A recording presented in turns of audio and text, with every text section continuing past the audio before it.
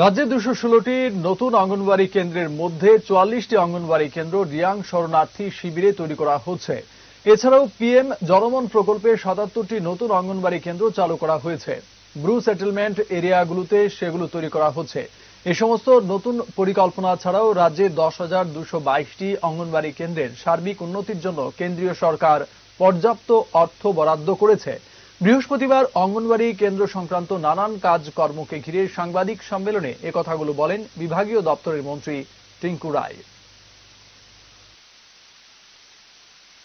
ইতিমধ্যে আমরা কেন্দ্র সরকারের যে অর্থের ইয়েতে আমরা নতুন করে ২১৬টা অঙ্গনওয়াড়ি সেন্টার আমরা নতুন করছি। এর মধ্যে ৪৪টা অঙ্গনওয়াড়ি সেন্টার যেখানে রিয়াং শরণার্থী শিবির হয়েছে সেখানে করা হচ্ছে। এছাড়াও পিএম জনমন প্রকল্পে আমরা ৭৭টা নতুন অঙ্গনওয়াড়ি কেন্দ্র চালু করা হয়েছে, যেখানে ব্রু সেটেলমেন্ট এরিয়া সেখানে সেগুলোকে করা হয়েছে।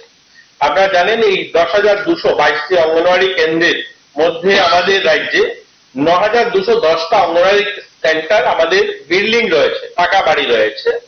আমাদের ডোনার মন্ত্রণালয় থেকে আরো নতুন পাকা বাড়ি নির্মাণের জন্য আমরা ৪৭টা অঙ্গনওয়াড়ি কেন্দ্র নতুন পাকা বাড়ি নির্মাণের জন্য মঞ্জুরি পাওয়া গেছে। এর মধ্যে ৩২টা অঙ্গনওয়াড়ি কেন্দ্র পাকা বাড়ি নির্মাণের কাজ শেষ হয়েছে, বাকি 15টা অঙ্গনওয়াড়ি কেন্দ্রের নির্মাণের কাজ চলছে।